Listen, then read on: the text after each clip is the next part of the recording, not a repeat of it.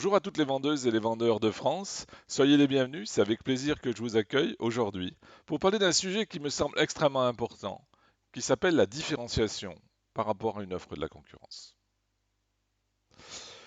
L'autre jour, je discutais avec un de mes amis, responsable d'équipe commerciale, et qui me disait, tu sais, on s'aperçoit que les offres faites par nos collaborateurs sont le plus identiques aux autres les unes des autres. Et ça ne me va pas.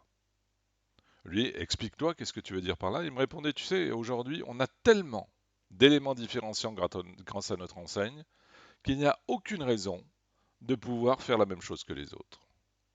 Je lui demandais, explique ce que tu veux dire. Il me dit, tu vois, par exemple, on a trois spécificités, trois choses que personne n'a. Eh bien, quelque part, nos offres n'intègrent rarement ces trois choses. Cette analyse, qui est une analyse extrêmement intéressante pour moi, m'a permis de travailler sur des choses différentes et de vous apporter quelque chose de différent. Vous savez, aujourd'hui, en matière d'argumentation, on parle toujours de caractéristiques, d'avantages et de preuves. Et bien moi, j'ai envie de vous parler de caractéristiques différenciantes, bien sûr, et d'avantages et de preuves, mais de caractéristiques différenciantes. Ce qui veut dire quoi? La première chose que je vais devoir proposer à mon client, l'offre que je vais faire va être basée sur mes différences. Des différences factuelles, des différences concrètes, qui vont tout de suite lui permettre de voir la valeur ajoutée que je vais lui apporter.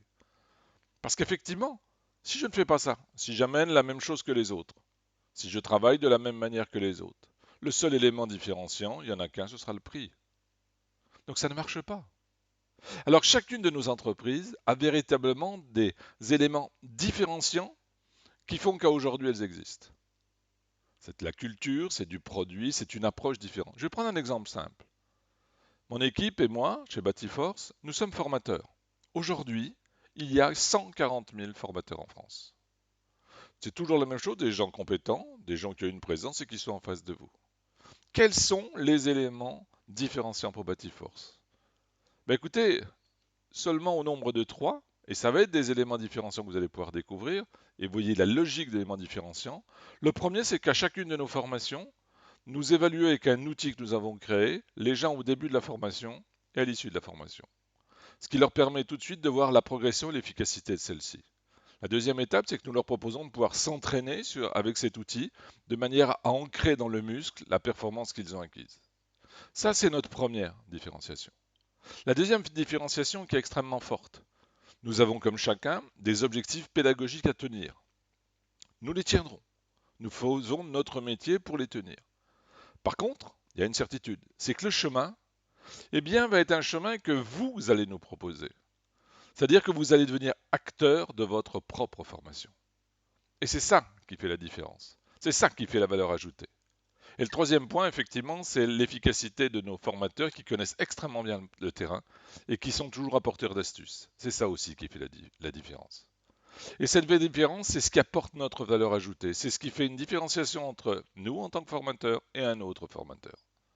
Et c'est ça qu'il faut comprendre. Parce que dans votre offre à vous, peu importe votre entreprise, peu importe les choix stratégiques de votre entreprise, il y a une certitude. C'est que vous avez des éléments différenciants. Donc première étape, trouvez ces éléments différenciants. Et surtout la deuxième étape, systématisez-les et mettez-les toujours en avant dès le démarrage. Dès le démarrage, voilà les différences de l'offre que je vous ai faite. Voilà l'approche que j'ai faite différemment. Eh bien, c'est ce que je vous invite à faire en pensant bien entendu aussi qu'il va falloir rendre vos clients en permanence acteurs de leur propre achat. Je vous souhaite à tous une belle et grande journée. Salut, salut!